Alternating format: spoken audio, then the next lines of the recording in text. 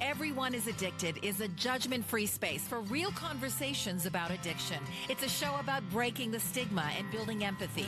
Everyone is Addicted, Mondays at 11 p.m. What's going on, everybody? This is the host of Recover Out Loud podcast, Sean Young. Before we dive in, I want to be clear. I'm not a medical professional. I'm not here to diagnose or treat. I'm simply a catalyst, someone who's walked through the fire and now speaks from experience, reflection, and a deep desire to help others find their way forward. This podcast may include honest conversations about addiction, mental health challenges, and suicidal thoughts or ideations. These are real parts of the human experience, and we won't shy away from them. If you're listening, please do so with self-care and self-awareness. And if you're struggling, please reach out. There's help out there. And most importantly, there's hope. Viewer discretion is advised. Now let's get it.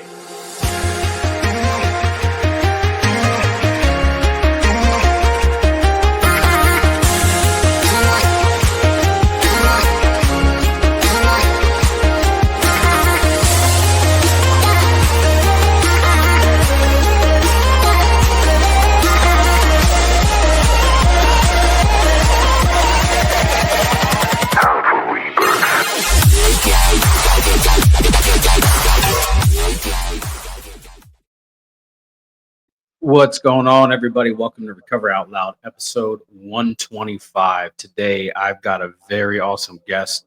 I have a guest that means a lot to my recovery and a lot to my life. I got my uncle, Rich Garris. How you doing, Uncle Rich? What's up? What's up? How's it going? I'm good, man. I'm good, man. I'm good. So Rich, would you like to give an introduction to yourself? My name's Richard Garris. I've been in recovery for going on 6 years. We'll be in January.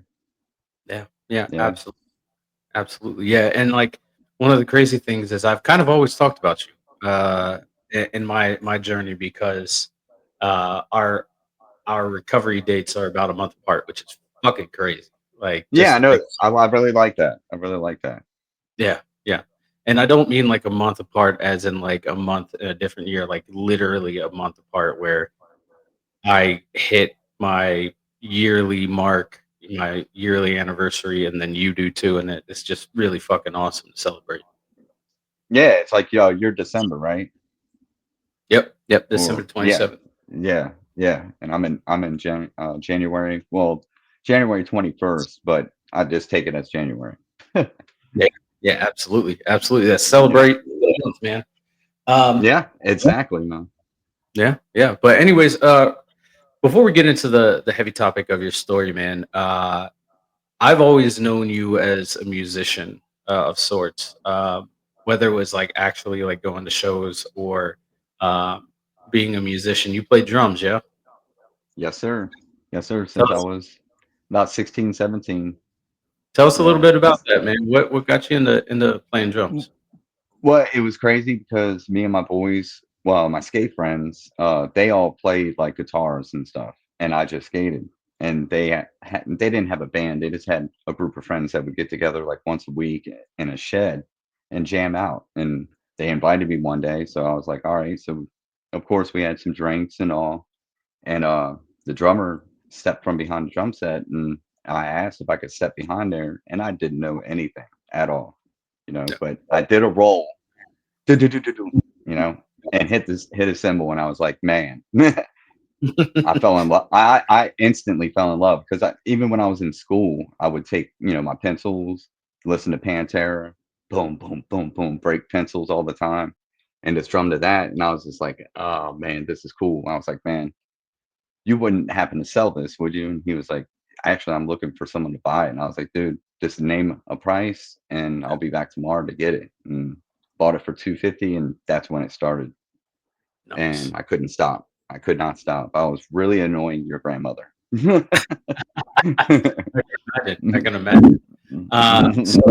So yeah, you started playing. You learned how to play a little bit, and then fast forward a little bit. You joined a band that's pretty big in Yeah, West Virginia Beach. yeah. Well, I mean, we're not.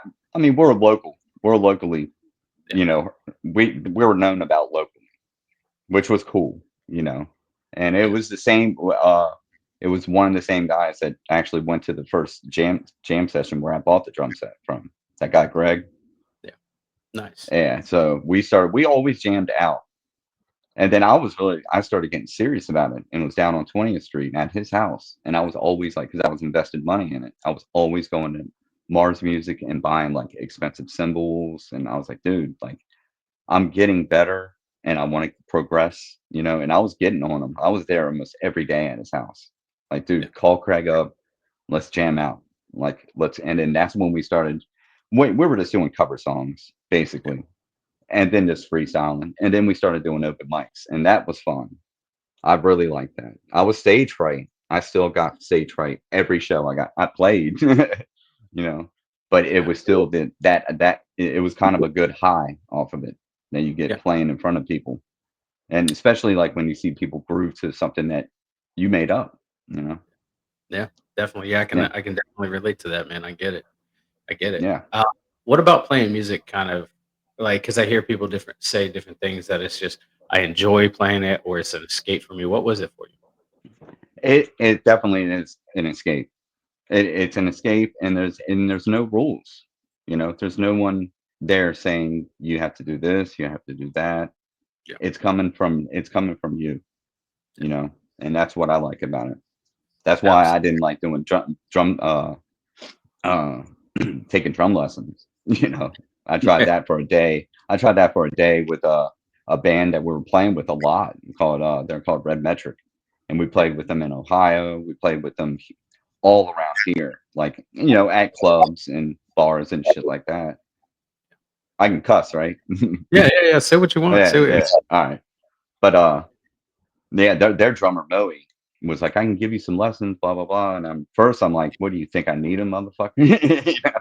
No, Yeah. then I'm like, no, man, I never had him, so I'll give it a shot. And like he showed me a beat, and I played the beat, but I was playing it the way I like to hold my sticks and stuff. And then he's like, no, if you hold them this way, and it was uncomfortable. And he's like, well, you're doing it wrong. It's like, but I'm playing the same beat, but I'm doing it the way I'm comfortable with doing it. And then after that day, he's like, "You gonna come back?" And I was like, "Nah, I'm good, man. I think I'm good."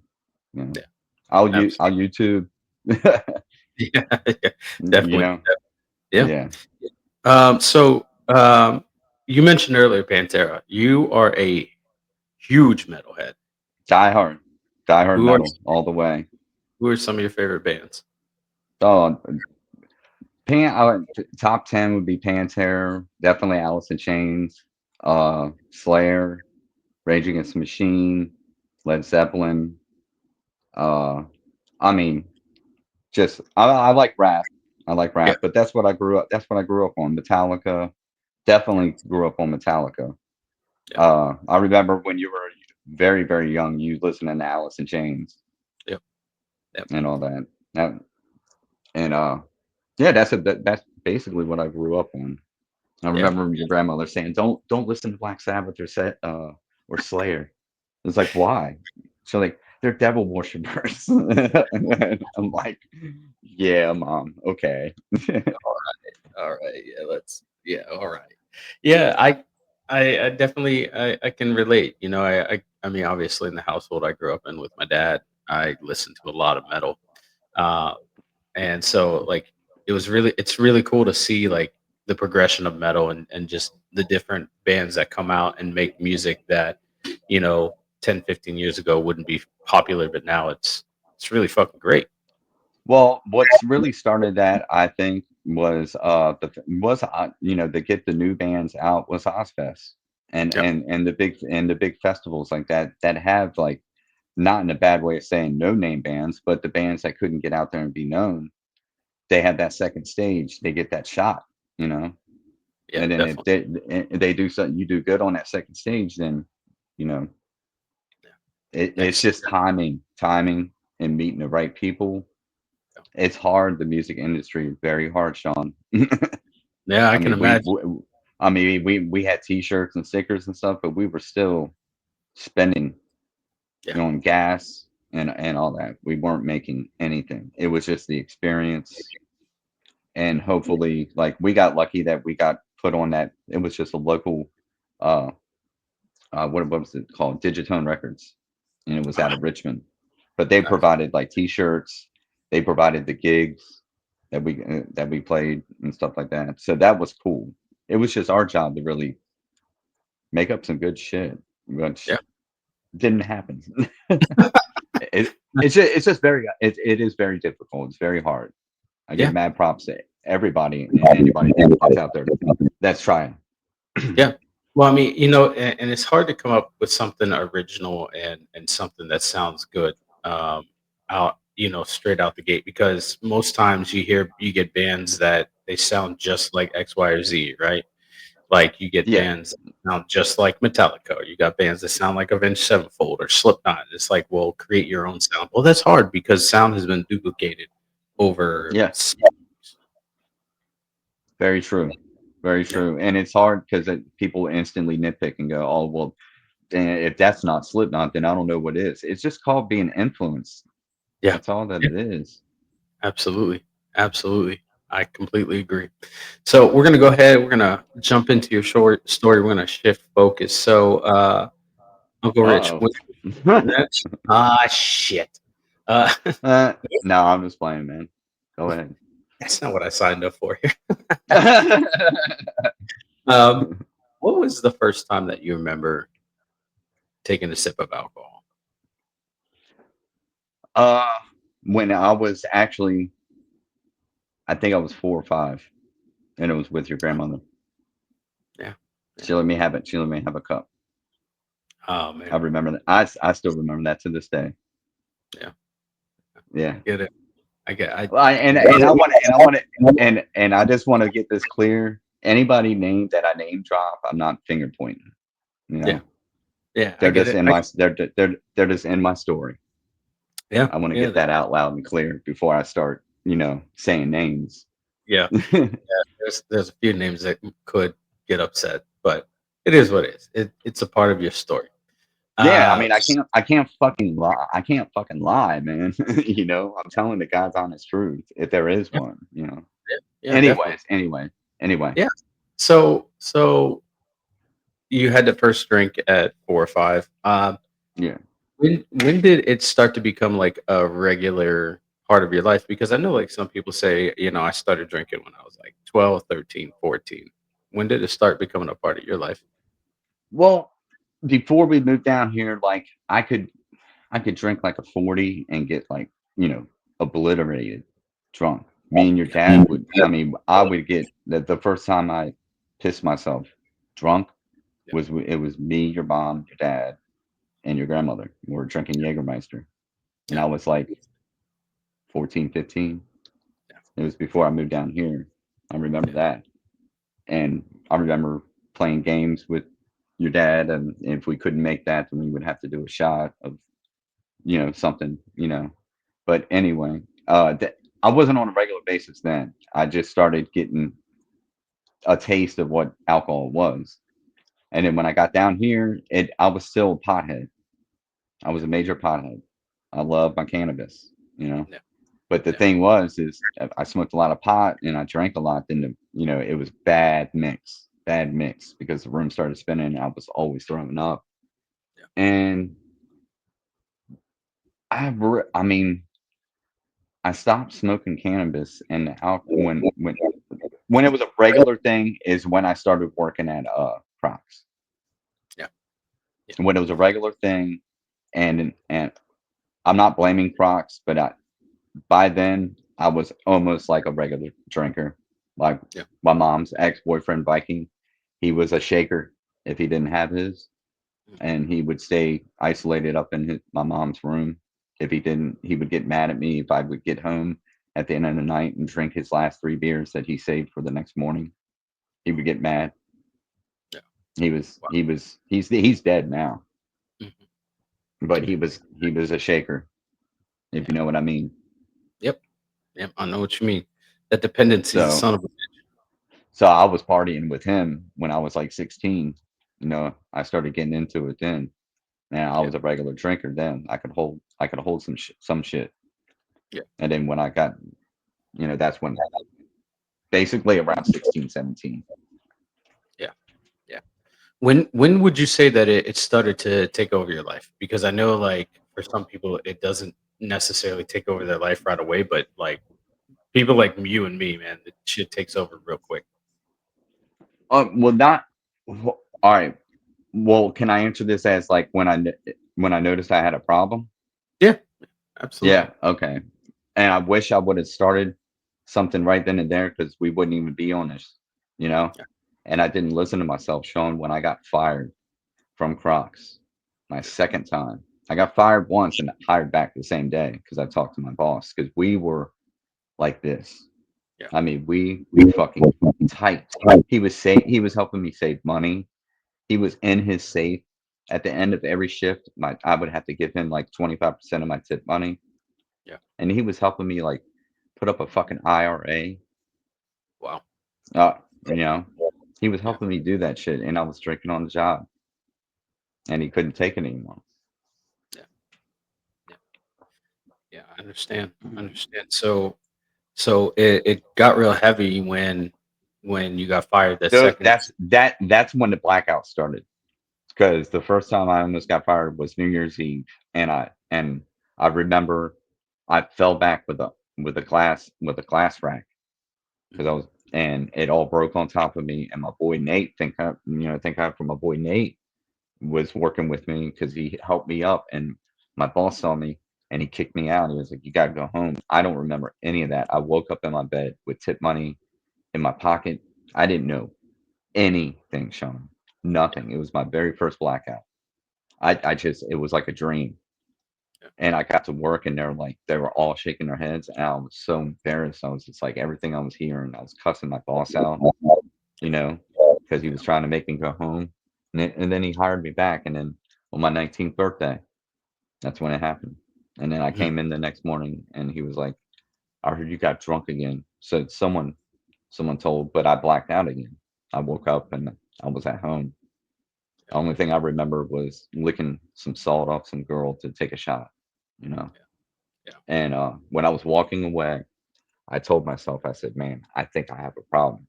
I yeah, told myself that in my head, and I didn't listen to myself. yeah, I was 19. yeah.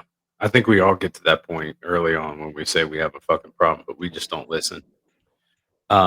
So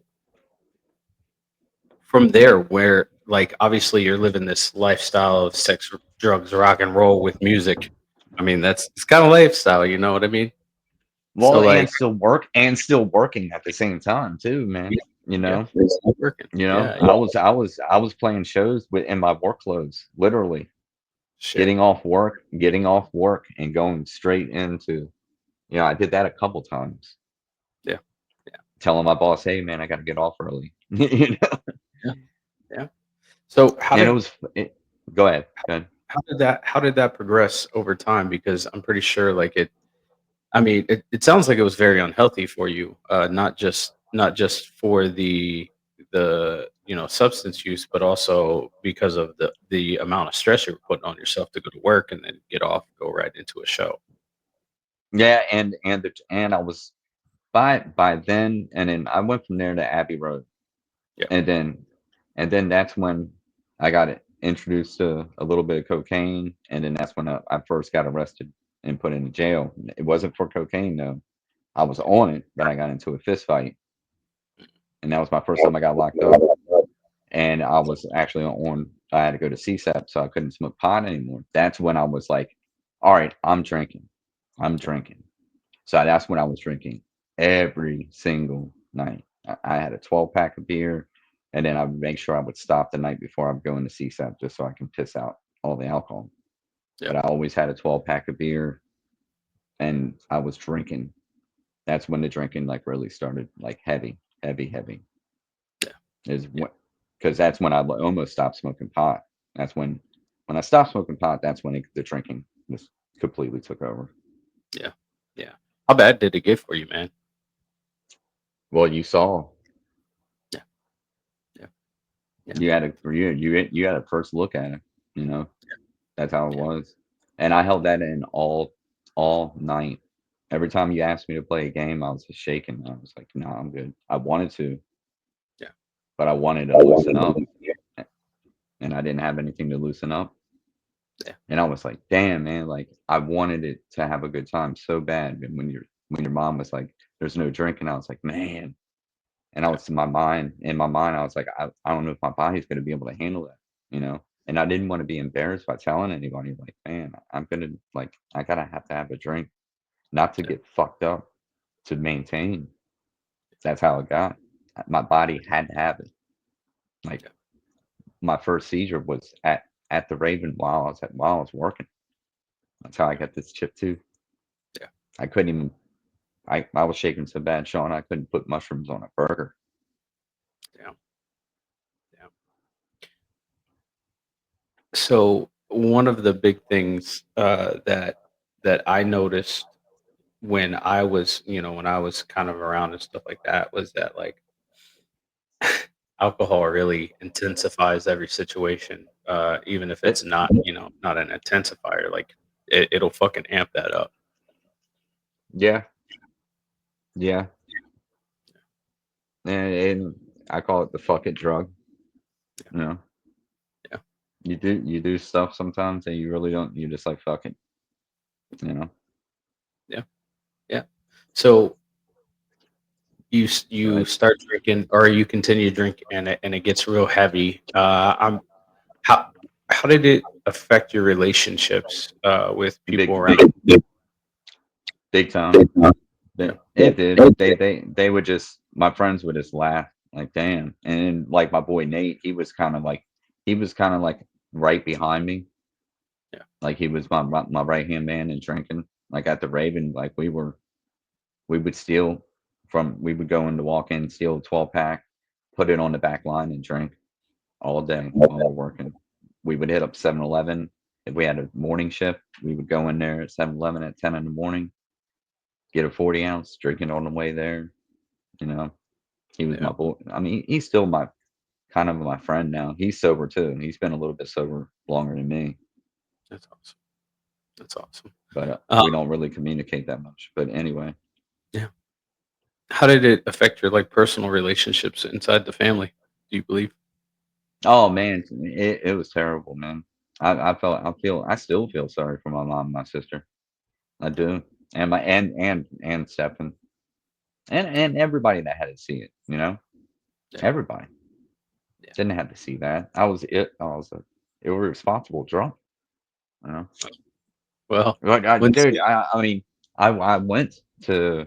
They almost knew me by name at detox, you know, and all that was for is just to get clean and clean your body out for a few days because all those people did was talk about they couldn't wait to get back out, yeah. you know, if you know Yeah. what I mean, you know, Yeah. and it was just like it's just a brewing space just to brew up before you get. I mean, you clean out and then you brew up, and then when you get out, that's the first fucking thing you do. That's the first thing I did. Even when I was locked up, Sean, I did 2 6 month terms. Both times. Both times I did 6 months. It's a Yeah. fucking year. First 5 minutes I got out, I went and stole some and got drunk on Yeah. my way home. Yeah. Yeah. I remember those times, and I was like, man, I hope he gets it. Meanwhile, I didn't get it either. I didn't. Yeah, I'm sure Sean, a lot of people didn't get it. You know, Well, it's like well, why can't you just stop? Why can't you just stop? And it's just like, you know, it's not that easy. it dude, it got so scary just knowing. You know, I ended up with 5 6 staples in the back of my head in the hospital. I don't even know how I got there. I got lucky. I was talking to a homeless guy that had a cell phone because I went into a seizure while I was drinking wine that I stole. And then I got out. I ripped the IV out. Got a bus pass from the hospital. Went to Farm Fresh, stole mouthwash, and got on a bus. Yeah.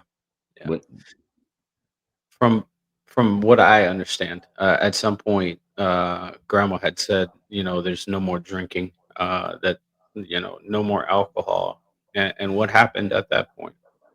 she kicked me out. God, if I had a dollar for any time she kicked me out, I wouldn't have to work. You know. Yeah. But she never kicked me. She always made sure I had a roof. So at 201 we had that garage out back.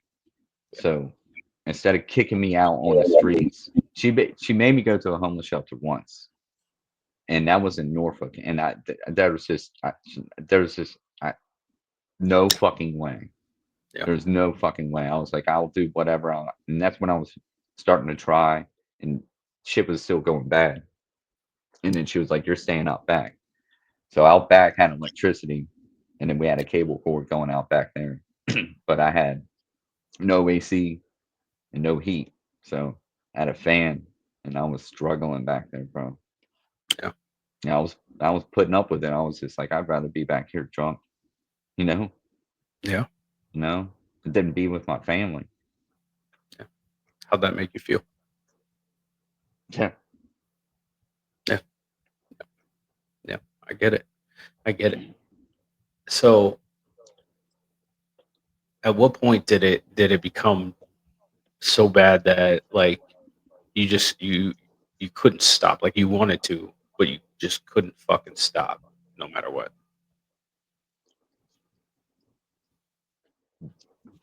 The to where like dude, it was getting to where like I wasn't even sleeping and I was hallucinating.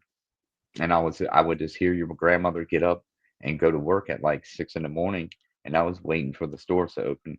And those walks were so bad, dude. I was walking miles just to hit different stores so they wouldn't know my face, Yeah. just so I can steal something.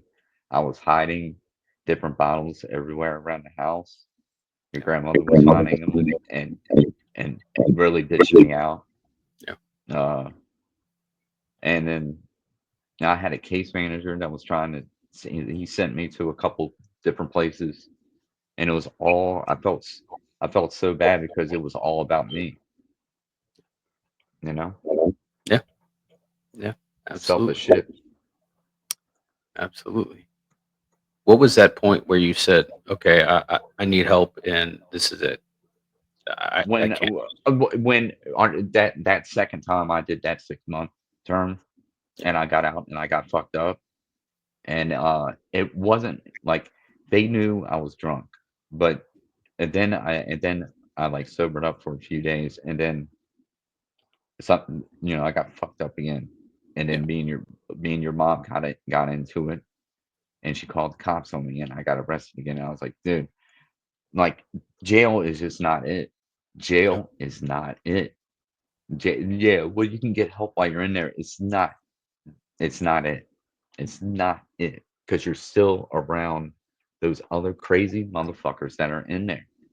Yeah. You know, Yeah. it's not. I thought it was. Had to win halftime in there. I was like 4 months in. I was like, man, I feel great. And I was doing push-ups and sit-ups and stuff like that. And there's nothing else better to do. Play cards and work out. That's it. Sit Yeah. there and fucking watch TV all day. What someone else wants to watch. Fuck that. Yeah. But that's when I was like, I got to at least go to the Salvation Army. I got to go there. I got to go there.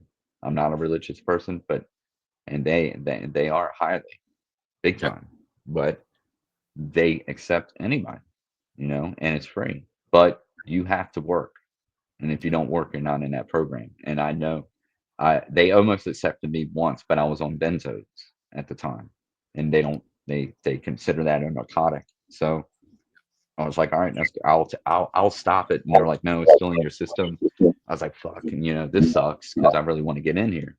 because it looked like a nice place. But I finally got in there, and that did it. I almost left the first week. Yeah. The first week of the not because well, it was just everything, man. Everything hit all at once. I was like, this is it. This is do or die. This is like you got to do this, or you're just gonna die. Yeah. Plain and simple. Plain and simple. There's no going to jail. You're just gonna end up dying. You Yeah. know, I could have been killed. Multiple times. Yeah. I know I could have. Just nights I just don't remember. You know, but Yeah. I had the day that I almost left. Thank God it was right before COVID hit. Because thank Yeah. God, because right when COVID hit, they fired all the counselors there. So Wow. we had no one to talk to. We had no counseling. We just worked and went to church. That's it. during COVID. But anyway, I had a counselor, was it Kevin, Mhm. a black guy, really nice black guy. Went into his office and I sat down. I didn't say anything. And he goes like, "It's one of those days." And I was like, "Dude, it's everything." And he was like, "Let it go, dude." And he was like, "You have to do this for yourself." That, and I was like, "Dude," I was like, "I think that's so stingy." And he was like, "Dude, if you can't fix yourself, you're not going to be able to fix anything around you at all, Yeah. at all." Yeah. Yeah. It It's like starts with trying to trying to use a flathead, you know? yeah. Absolutely. Yeah, it just it that's when I went up in the room and I sat and I thought about it. I was like, it makes sense. It makes 100% sense because if you do it for yourself, there ain't no if you fuck up there's no one else to point that finger to. Because Yep. that I believe sometimes in some situations when you point that finger, there are three pointing back Yeah. in some situations, and that's Yeah. that's meaning where you're wrong, you know. Yeah. you know Absolutely. and I was like, I'm not trying to be pissed off at myself, you know. Yeah. I can't let myself down. I gotta do this, and that's when it hit right then and Yeah. there. I Yeah. was like, that's it. I'm doing it for myself.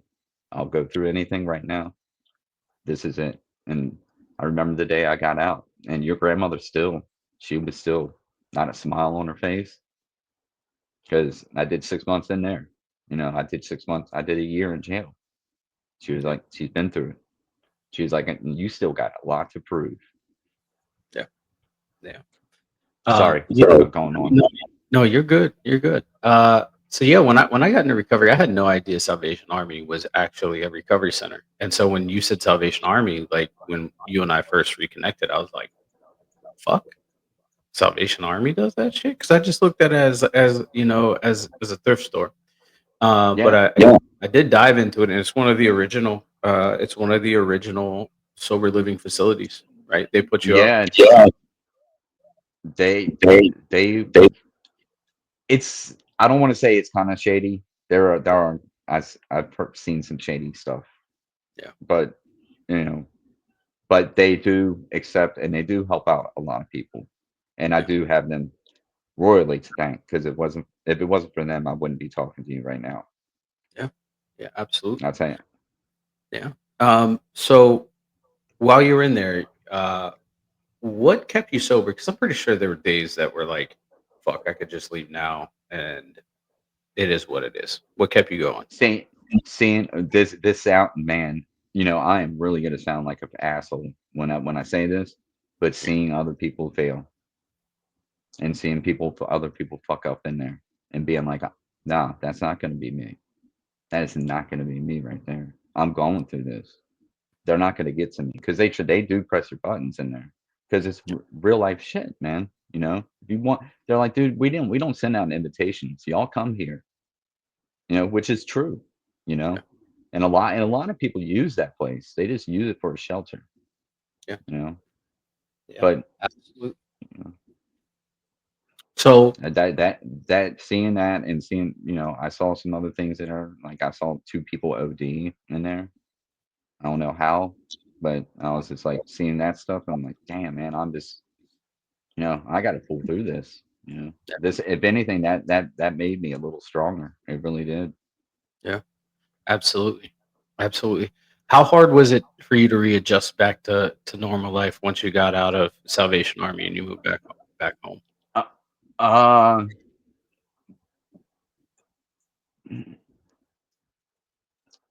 kind of easy. Just having to prove. It was first couple months were very quiet. Yeah. You know, Yeah. not on edge, just working a lot because they hooked me up with a job too. Yeah. So and they got me to be like a certified forklift driver. I took the test and all, That's but I awesome. was a dock foreman there because they were trying to get me to live there, and I was like, nah, because y'all are gonna try to get me to work, and then my paychecks are gonna go to y'all. No, that's not gonna happen. I got a place to go, but if y'all need help, you got my number. And within like 4 days, they fucking called me. And they're like, dude, we need a dock foreman because they knew before I left, I was running that whole thing. I, you know, I was out working fucking guys that were like 6'3", 200 pounds, you know.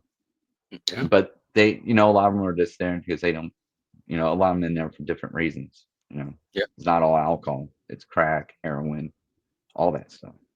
Yeah. Yeah. But yeah, it was quiet the first few months and working a lot. But the real adjusting part was like going out in public and Yeah. work. Actually, when I left Salvation Army, because I was getting like royally Jewed in the pay. They're only paying me like they were paying me really really low, and Yeah. they knew it. But I separated from them, and that's when it was time to adjust. Because working where, you know, there was no rules of cussing, you Yeah. know, it was real life. It was real life. So I'm working around people, fuck this shit, bitch, blah blah, and I'm like, whoa. Yeah. Yeah.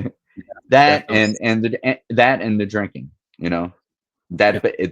I thought that would bother me a little bit because it used to in the past when I was trying to get sober and I was failing, Hmm. you know, working around it and all, and it would bother me real bad back in the day. Yeah. But it doesn't bother me one bit at all. Yeah. Because yet again, when I go into work and people show up hungover, I don't miss that feeling. Yeah. I Yeah. don't miss that feeling at all. But you know, and on top of that too, you know, it's not the substance, it's you, right? And I'm not saying you in specific, but people like us, right? Yeah, It's not yeah, the alcohol, right? Like if I'm drinking a Monster, right, and like I know that I have a problem drinking a super high sugary drink, but I still consume it, it becomes a drug. It becomes my drug because it's causing adverse actions within my body. And that's what alcohol does. And that's what all substance do, right? It's not the well, substance, our well, involvement. really, a hangover is like you just being incredibly dehydrated Yeah. Yeah. because that's all alcohol does is dehydrate you. That's Yeah. why you just want more and more of it. Yeah. Absolutely. If you Absolutely. drink Did as you? much of what is, go ahead. I was gonna no go ahead. I'll bring up a different No, point. no, go ahead. Okay. So did when you first started your recovery and moving back home and everything like that, did you have a sense of feeling where you thought people were waiting for you to fuck up again? Yeah, yeah, yeah. Still do. Yeah. Oh, but no, n- no, no, not anymore. Not anymore. That's Because good. I went through some things that I would have easily, Yeah. easily. The 7-Eleven is 2 blocks away. You know. Yeah. Yeah. It's walking distance, my man. Easily. Yeah, like I mean, dude, like even when I first got my license, it was during COVID, right? Yeah. I drove on with just my permit, which is illegally from here to Danville, which is a 200-mile drive, 2 hour away, all the way there because I you had to make an appointment online to the DMV, Yeah. and all the DMVs around here were booked. So that was the Yeah. only DMV I can go to. I get there, right? I drive there all 200 miles and I can't take the fucking test because I don't have a legit driver with me. They could have, Sean, they could have kept my car if they wanted to Yeah. because I was driving it illegally. And I told them, I was like, I have no one with me. And they're like, well, where do you live? Because they didn't know I was from Virginia Beach. Yeah. Danville is like, it looks like Hagerstown almost. Yeah. Oh yeah, I know. Everybody, very, very hillsy and shit.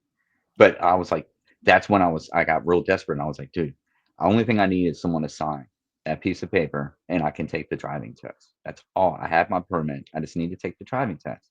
So I was like, dude, if you sign, I was going up to people. I offered this guy $300. I was like, I'll give you $300 if you go in there and just sign this piece of paper. He went in there and I was like, yeah, right. He's going to sign it. And he was getting ready to sign it, literally had the pen in his hand and was like, dude, man, but I don't know you.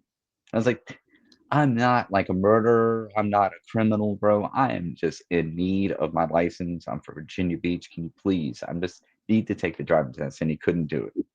And Mm, dude, I was balling, dude, on that way home. Cause I knew I was like, man, this is a big fucking test right here. yeah. This is a big test. I was driving by mad stores. I was like, oh man, it's the old me. Yeah. Oh man, because I was screwed then. I was just like, damn, I just drove literally 400 miles for nothing. Yeah. For nothing. Absolutely nothing. Yeah. And then that's when I was like, after that day, I was like, I'm doing good. I'm doing good. Even even even on your worst day sober, you're still better than your best day drunk. And That that's whole man, dude. That I need to get a saying like that tattooed, bro. yeah. I need to get something like that tattooed. Yeah, That is absolutely. fucking one. That is so 100. I'd Yeah. never heard that. Yeah.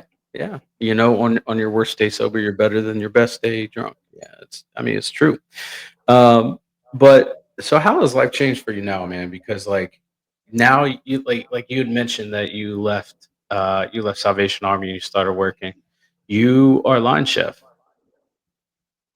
Nah, I wouldn't call myself a chef, but I'm a line cook slash Line prep cook, since line I chef. since To me, yeah, yeah. it's the same thing. I know some things. I know some things because I've worked in a bunch of different restaurants, so I got to taste the different Yeah. varieties of foods. Yeah. Yeah. But But you it's go ahead. you work in one of the more high end restaurants in Virginia Beach. We are well locally known and we're all around known. We're busy year round. Yeah. Our local scene is ridiculous. It really is. Like the hours that I would normally push at, say, even at the Marriott during winter time, I get double at winter time at where I'm at now. It's Yeah. 40 year round and overtime during summer with ease. Everybody's cool. Yeah. I mean, and it's kind of cool because since, I do smoke cannabis and they all know I don't drink and they respect that, but, they do their shots at the end of the night. And, when I was working nights, they would do Yeah. they call it their shift shots. And they would go, hey, good shift, y'all. Everybody kicked ass, so forth. And they would take their shift shot. And this was when I used to have a THC pen. And I would show Chef and point to the walk in, and she'd be like, okay. So Yeah. they're taking their shot, and I'm getting my Yeah. little THC at the end of the night. They're cool. Yeah. They're cool with that and respect it, and we put out really good food. Yeah. Yeah, absolutely. Absolutely. And you know, I just want to say there's before I shut down the show, man, I'm so fucking proud of you. I am. Dude, I'm so fucking proud of how you turned out. It's so on. I showed pictures of you at work, of you, Stefan, and Missy. I'm incredibly proud of you, all three of y'all, Yeah. of where y'all came from. Yeah. Yeah. It's incredible. It really is. Yeah. Yeah. Every day I Ab- see y'all on Facebook, I get a smile on my face. yeah. Yeah. You know, 6 years ago, we wouldn't be able to be sitting here doing this, talking about this stuff, you know, because I kind of walked away from everything and everybody, and I said, "Fuck everyone." You know, I was in Yeah. so deep in my addiction, man. It was fucking crazy. I wanted to talk to you so bad too. And I just didn't know how because I didn't know what exactly what was going on. I Yeah, didn't I didn't know. I didn't know anything like what I was like when I was hearing from them too about what was going on up there, and I'm just like, man, it sounds like this guy might need some help. yeah, But how can I tell? I can't help him. yeah, I'm in the same damn boat, man. yeah, yeah. Absolutely, absolutely. And I would dare say now that you're one of my best friends.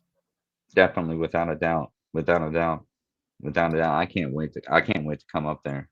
Right? I'm talking to your grandmother about it, and she's like, she wants to stay, but Yeah, I'm like, okay, because of the cat, and the cat's not gonna get fed, and yeah, I kind of understand because she really can't get around well. She's yeah, getting there, bro. Yeah. yeah, yeah. Absolutely, But absolutely. the difference now is I do notice a difference in my memory from hitting my head so many times because Yeah, I've hit my head so a lot of times, Sean, yeah, from having seizures.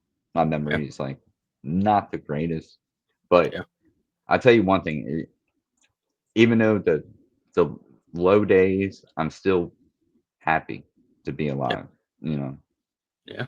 very, very, very happy, and even though we have somewhat of the dysfunctional family.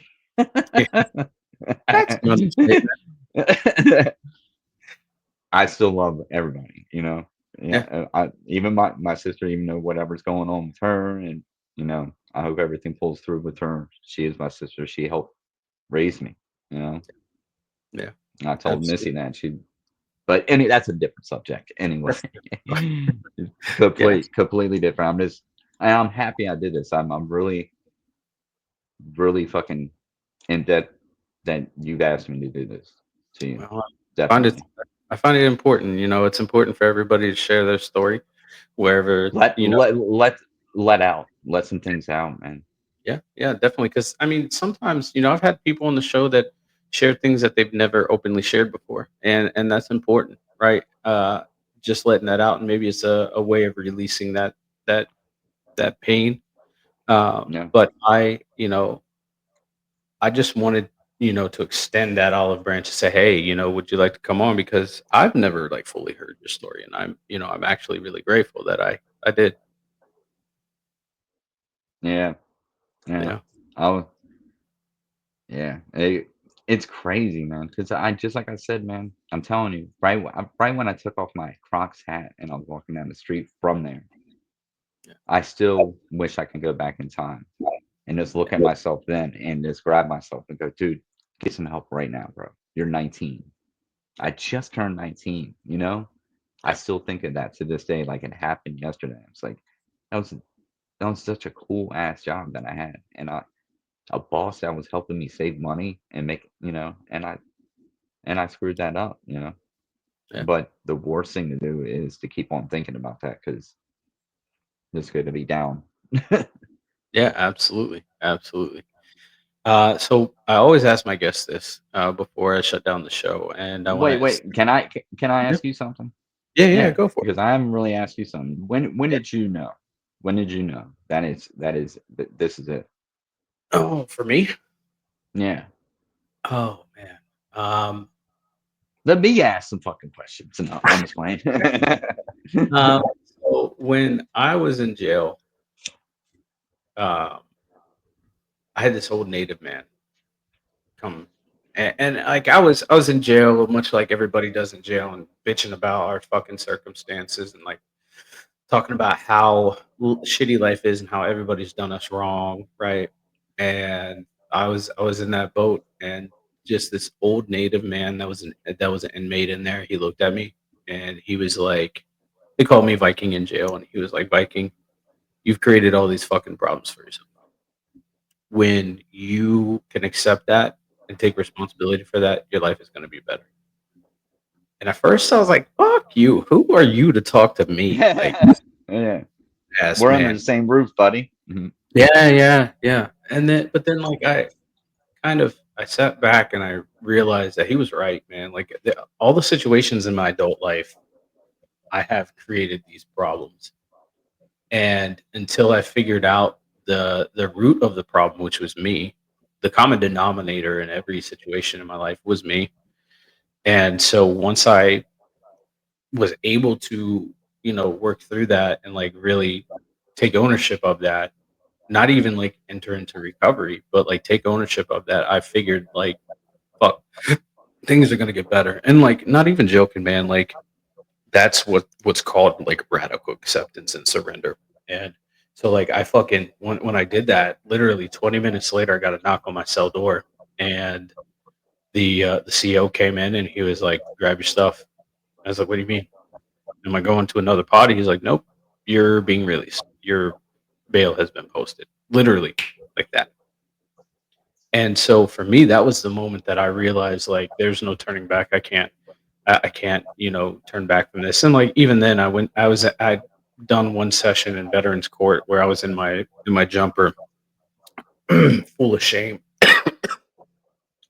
sitting in a fucking bench. Like I had watched all these TV shows, like courtroom shows, where you had those dudes that are just sitting in their jumpers in court, and I always told myself I'd never be that guy, but there I was.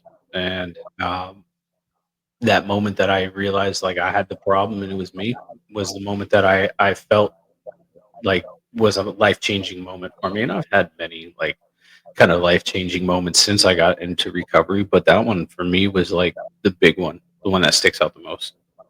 Yeah. Yeah, yeah, yeah, It's definitely embarrassing ass shit. It yeah, really is.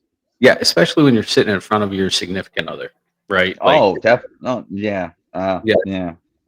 like I was Yeah. sitting in front of my third ex-wife in a jumpsuit that I never thought I would be at. Merely a month before, she was looking at me as somebody completely different, and now I'm a fucking criminal. And it was embarrassing, and it was Yeah. embarrassing to admit that I had a problem.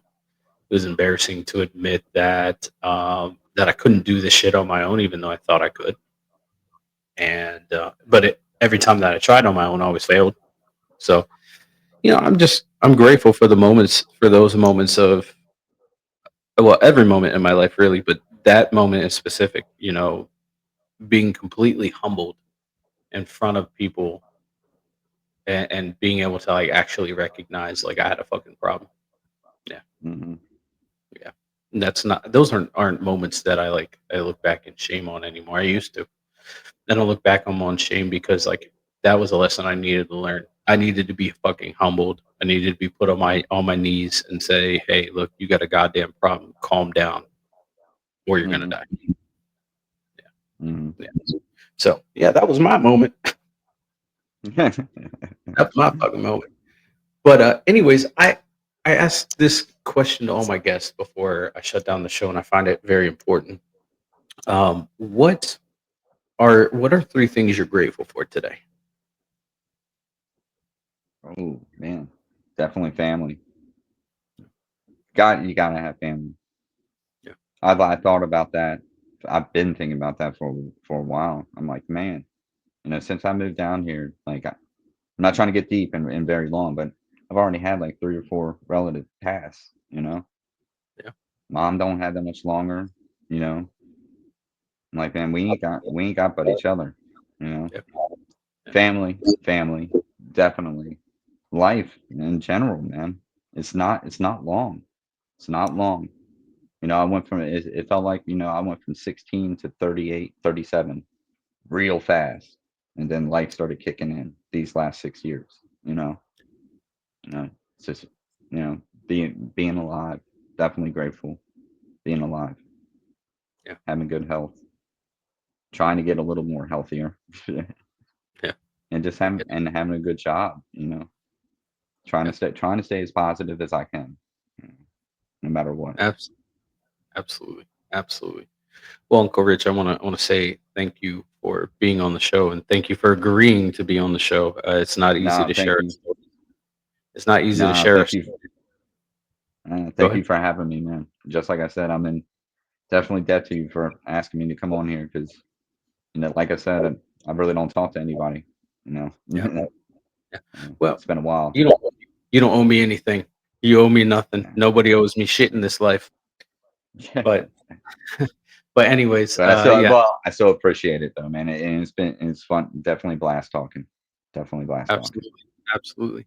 And everybody, I want to take a moment and say thank you for being here and listening to this episode, and thank you for taking your time out of this day to just be here and be present in the moment. Be kind to yourself, be gracious to yourself, and love yourself. You are loved, you are worthy, and you are worth it.